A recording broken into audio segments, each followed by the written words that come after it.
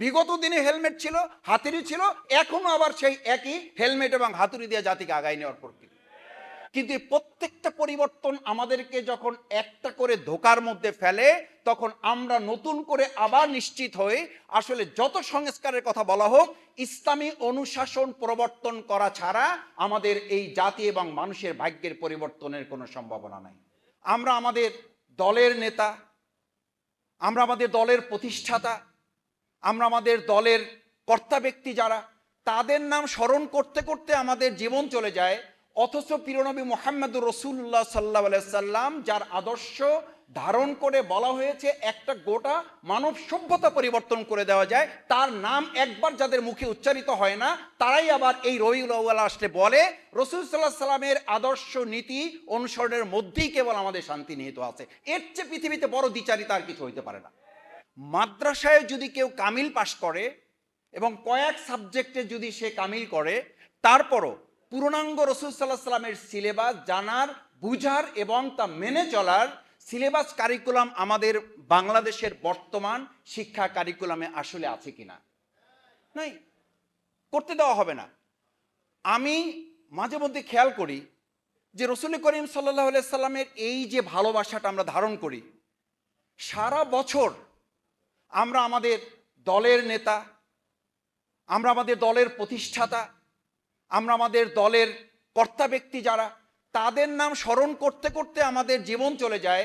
অথচ প্রিয়নবী মুহাম্মদুর রাসূলুল্লাহ সাল্লাল্লাহু আলাইহি সাল্লাম, যার আদর্শ ধারণ করে বলা হয়েছে একটা গোটা মানব সভ্যতা পরিবর্তন করে দেওয়া যায়, তার নাম একবার যাদের মুখে উচ্চারিত হয় না, তারাই আবার এই রবিউল আউয়াল আসলে বলে রাসূল সাল্লাল্লাহু আলাইহি সাল্লামের আদর্শ নীতি অনুসরণের মধ্যেই কেবল আমাদের শান্তি নিহিত আছে। এর চেয়ে পৃথিবীতে বড় দ্বিচারিতা আর কিছু হইতে পারে না।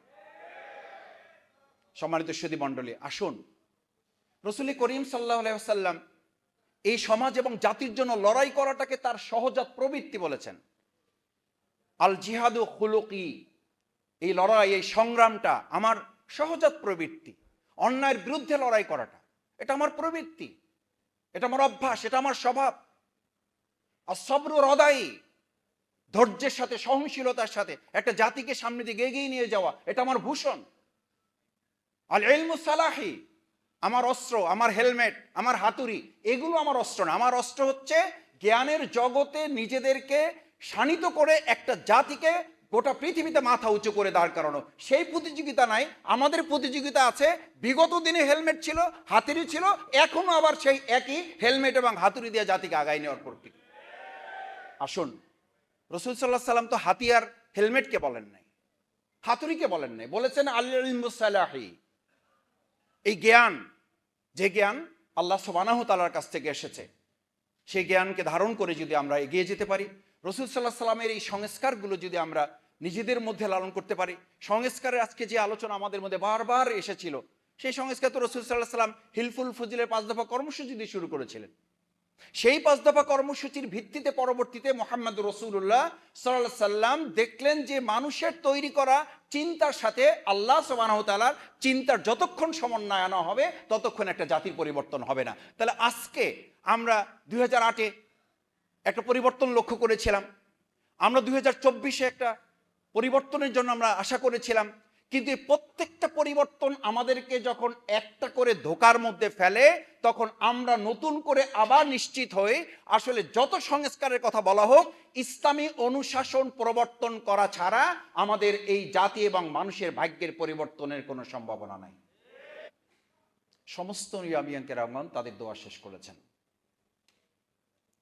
সেই নবী করিম সাল্লাল্লাহু আলাইহি সাল্লামকে আমরা যেমন মুখে ধারণ করি, ঠিক অন্তরে, বুকে, দৃষ্টিভঙ্গি, চিন্তায় আমরা ধারণ করি কিনা? যদি ধারণ করি, তাহলে বছরে এই একটি মাস আসলে আমরা যেমন আলোচনা করি, আরো আলোচনা করি, বছরে একবার না, 5 বছরে আবার কিছু সময় একটা নির্দিষ্ট আমরা আলোচনা করি। কি আলোচনা করি? রাসূল করিম সাল্লাল্লাহু আলাইহি সাল্লামের মদিনা সনদের ভিত্তিতে দেশ পরিচালনা হবে। মদিনা সনদের ভিত্তিতে দেশ পরিচালনা হবে বলার পর আবার যখন ইসলামের কোনো বেসিক তুলে ধরা হয়, তখন আমরা আবার তাদের কাছ থেকেই বলতে শুনি যে আমরা আর মধ্যযুগে ফিরে যেতে চাই না,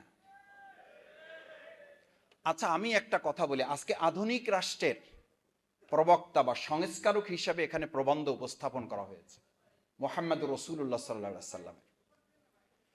রসুল করিম সাল্লাল্লাহু আলাইহি সাল্লাম মক্কা থেকে যখন নির্যাতিত অবস্থায় মদিনায় যাবেন, বারবার মক্কার দিকে তাকিয়ে তিনি বলছিলেন, আমার প্রিয় মক্কাবাসী, যদি আল্লাহ সুবহানাহু ওয়া তাআলা শেষ পর্যন্ত নির্দেশ না দিতেন, আমি আপনাদেরকে ছেড়ে এখান থেকে চলে যেতাম না, আমি আবার আসবো আপনাদের কাছে।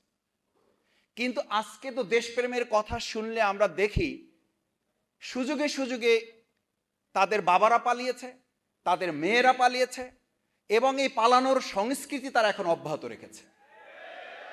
অথচ তাদের কাছ থেকে ইসলামের বাইরে গিয়ে আমাদের দেশপ্রেমের সবক নিতে হয় কেন? দেশপ্রেমের সবক নীতি হলো তো প্রিয় নবী মুহাম্মদ রাসূলুল্লাহ সাল্লাল্লাহু আলাইহি সাল্লামের সেই মক্কার দিকে তাকিয়ে চোখের পানি ফেলানোর সবক আগে এই দেশ এবং জাতির সামনে তুলে ধরতে হবে।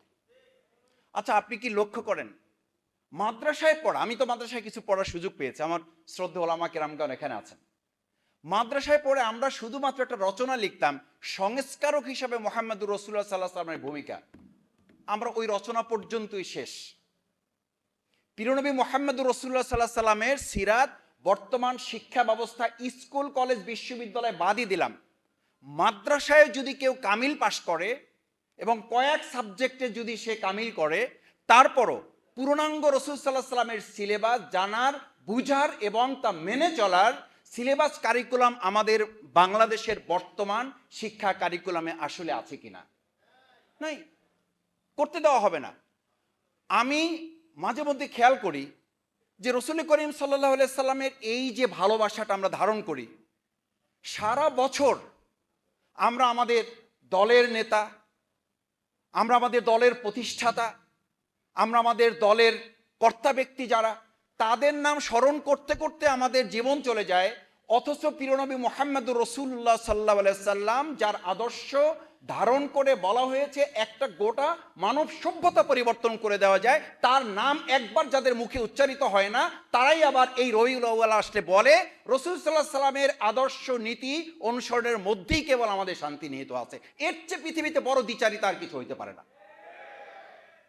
সম্মানিত সুধী মণ্ডলী, আসুন রসুল করিম সাল্লাল্লাহু আলাইহি ওয়াসাল্লাম এই সমাজ এবং জাতির জন্য লড়াই করাটাকে তার সহজাত প্রবৃত্তি বলেছেন।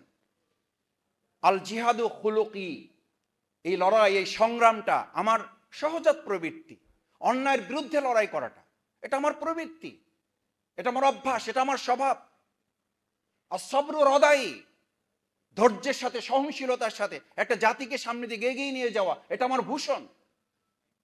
আল ইলমু সালাহি, আমার অস্ত্র, আমার হেলমেট, আমার হাতুড়ি, এগুলো আমার অস্ত্র না। আমার অস্ত্র হচ্ছে জ্ঞানের জগতে নিজেদেরকে শানিত করে একটা জাতিকে গোটা পৃথিবীতে মাথা উঁচু করে দাঁড় করানো। সেই প্রতিযোগিতা নাই, আমাদের প্রতিযোগিতা আছে। বিগত দিনে হেলমেট ছিল, হাতুড়ি ছিল, এখনো আবার সেই একই হেলমেট এবং হাতুড়ি দিয়ে জাতিকে আগায় নেওয়ার প্রক্রিয়া। আসুন, রাসূল সাল্লাল্লাহু আলাইহি সাল্লাম তো হাতিয়ার হেলমেটকে বলেন নাই, হাতুড়িকে বলেন নাই, বলেছেন আল ইলমু সালাহি, এই জ্ঞান, যে জ্ঞান আল্লাহ সুবহানাহু ওয়া তাআলার কাছ থেকে এসেছে, সেই জ্ঞানকে ধারণ করে যদি আমরা এগিয়ে যেতে পারি, রাসূল সাল্লাল্লাহু আলাইহি সাল্লামের এই সংস্কারগুলো যদি আমরা নিজেদের মধ্যে লালন করতে পারি। সংস্কারের আজকে যে আলোচনা আমাদের মধ্যে বারবার এসেছিল, সেই সংস্কার তো রাসূল সাল্লাল্লাহু আলাইহি সাল্লাম হিলফুল ফুজিলের 5 দফা কর্মসূচি দিয়ে শুরু করেছিলেন। সেই 5 দফা কর্মসূচির ভিত্তিতে পরবর্তীতে মুহাম্মদ রাসূলুল্লাহ সাল্লাল্লাহু আলাইহি সাল্লাম দেখলেন যে মানুষের তৈরি করা চিন্তার সাথে আল্লাহ সুবহানাহু ওয়া তাআলার চিন্তার যতক্ষণ সমন্বয় আনা হবে, ততক্ষণ একটা জাতির পরিবর্তন হবে না। তাহলে আজকে আমরা 2008-এ একটা পরিবর্তন লক্ষ্য করেছিলাম, আমরা 2024-এ একটা পরিবর্তনের জন্য আমরা আশা করেছিলাম। কিন্তু এই প্রত্যেকটা পরিবর্তন আমাদেরকে যখন একটা করে ধোঁকার মধ্যে ফেলে, তখন আমরা নতুন করে আবার নিশ্চিত হই আসলে যত সংস্কারের কথা বলা হোক, ইসলামী অনুশাসন প্রবর্তন করা ছাড়া আমাদের এই জাতি এবং মানুষের ভাগ্যের পরিবর্তনের কোনো সম্ভাবনা নাই। আসুন, সেই ভাগ্যের পরিবর্তনে মুহাম্মদুর রাসূলুল্লাহ সাল্লাল্লাহু আলাইহি সাল্লামের আদর্শই যেন আমাদের জীবন পরিবর্তনের মাইল ফলক হয়, সেই প্রত্যাশা, সেই আহ্বান আপনাদের কাছে রেখে আমার কথা শেষ করছি। আসসালামু আলাইকুম ওয়া রাহমাতুল্লাহি ওয়া বারাকাতুহু।